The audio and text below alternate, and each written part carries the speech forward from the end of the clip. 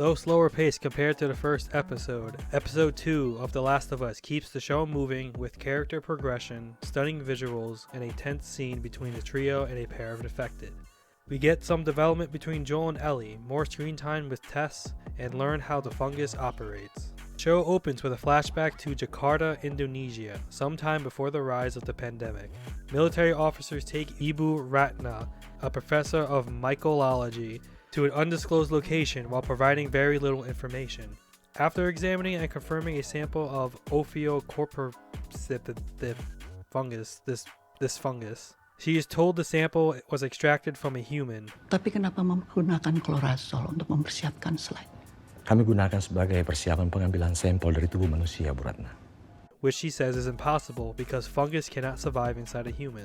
She is then given a chance to examine a human corpse, first finding the fungus growing around a bite wound, then finding fungus tendrils inside the corpse's mouth. Sometime later, she learns how the person was infected and that there possibly may be more infected out there. When asked to develop a cure or vaccine, she says there is no such thing and offers up a more radical solution. Bom. Mulailah pengoboman. Blow it up! Boom! Boom! I like to see that we get more of what happened before the outbreak of the infection. Though this episode was directed by Neil Druckmann, this scene felt straight out of Craig Mazin's Chernobyl. The tense atmosphere adds to the horror of the situation and how dangerous a fungal virus is. Not only do we get to see how other countries react to the infection, even suggesting taking on radical solutions to contain the infection, but we also get an idea of how the fungus was able to spread worldwide. It is mentioned the infected was found in a flour and grain factory, in which the professor replies, Lahan yang sempurna untuk itu.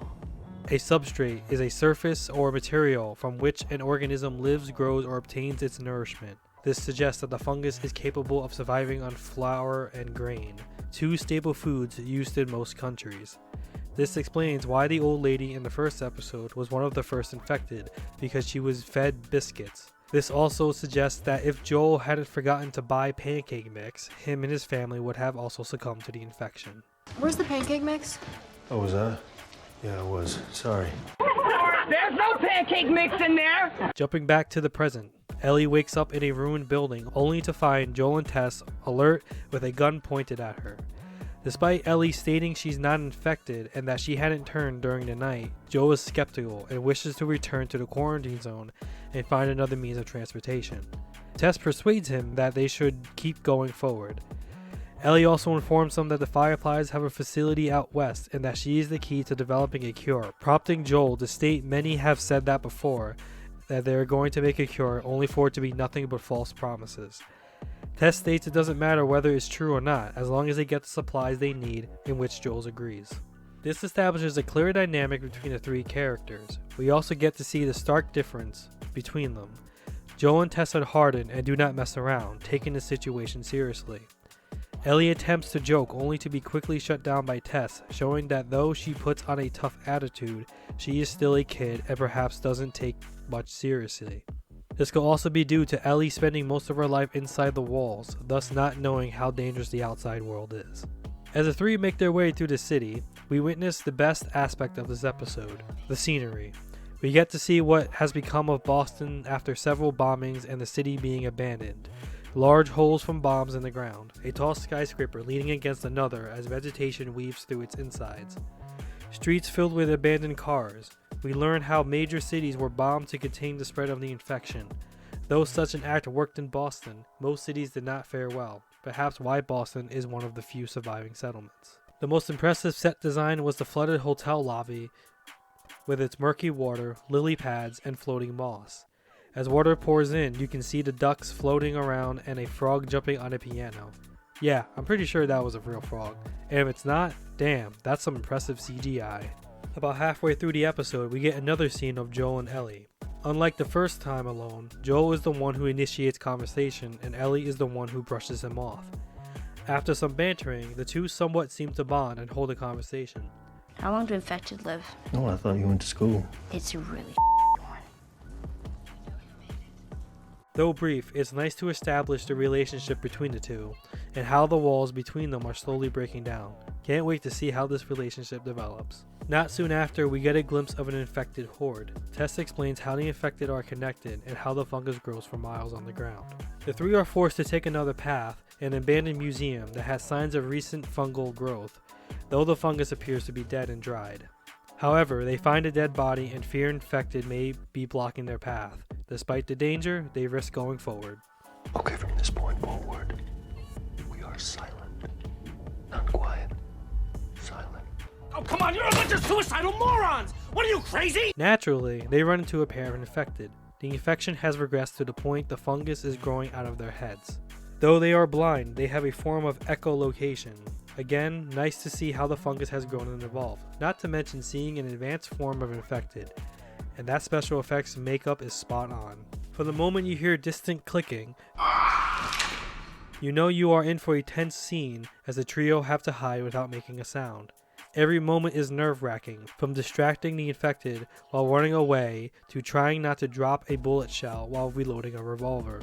Though they survived the ordeal, it seems it was more out of luck, showing how dangerous only a couple of infected are. Shortly after, we get another bonding moment between Joel and Ellie while they watch a sunset. Afterwards, Joel peeks at his broken watch, as if remembering his own daughter, perhaps feeling something he hadn't felt since her death. This episode ends with the trio reaching the Firefly outpost, only to find everyone dead. Someone got infected, a shootout took place, and everyone died. Somehow. With no sense of direction where the outpost is out west, they are seemingly lost. Tess reveals she's been bitten and has only minutes to live. However, Ellie was also bitten, but shows the infection hasn't progressed and that in fact she is immune.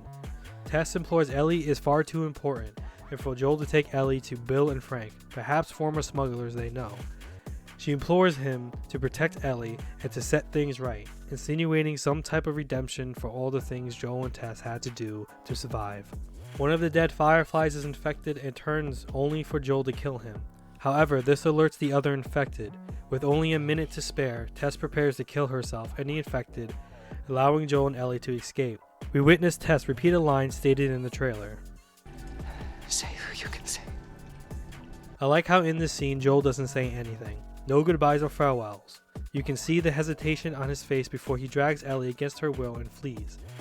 As the infected rush the building, Tess struggles to light the fire because for some reason lighters are cursed in movies and shows.